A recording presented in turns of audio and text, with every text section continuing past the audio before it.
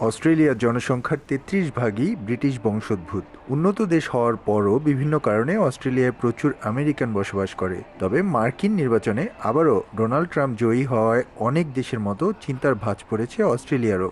দুদেশের শক্ত সামাজিক, অর্থনৈতিক ও নিরাপত্তা বিষয়ক সম্পর্কে তার ঢিলে হওয়া কিংবা ছিঁড়ে যাওয়ার সম্ভাবনাও তৈরি হয়েছে।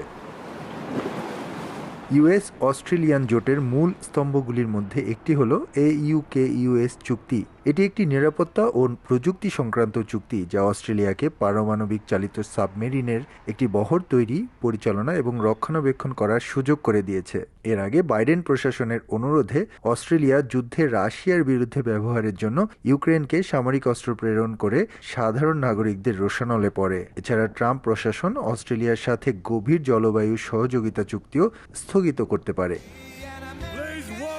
জাতিসংঘে মার্কিন রাষ্ট্রদূত জন বোল্টন সতর্ক করে বলেছেন যে ট্রাম্প সরকার AUKUS জোট থেকে বেরিয়ে যেতে পারে।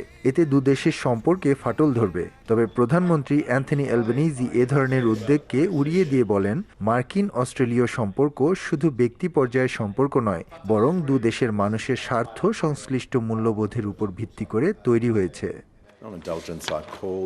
অস্ট্রেলিয়ার প্রাক্তন সরকার করোনা মহামারীর জন্য চীনকে পরোক্ষভাবে দায়ী করায় 2020 সালে চীন অস্ট্রেলিয়ার $20 বিলিয়ন পণ্যের উপর নিষেধাজ্ঞা আরোপ করেছিল। পরবর্তীতে অ্যালবানিজি সরকার দায়িত্ব নেয়ার পর থেকে চীন ধীরে ধীরে এই নিষেধাজ্ঞাগুলো শিথিল করেছে ও অস্ট্রেলিয়ার সাথে বাণিজ্য সম্পর্ক মজবুত হয়েছে। অস্ট্রেলিয়া প্রায় 2 দশক আগে যুক্তরাষ্ট্রের সাথে একটি মুক্ত বাণিজ্য চুক্তি করেছিল, যেখানে অস্ট্রেলিয়ার আমদানির প্রায় 97% বর্তমানে শুল্কমুক্ত।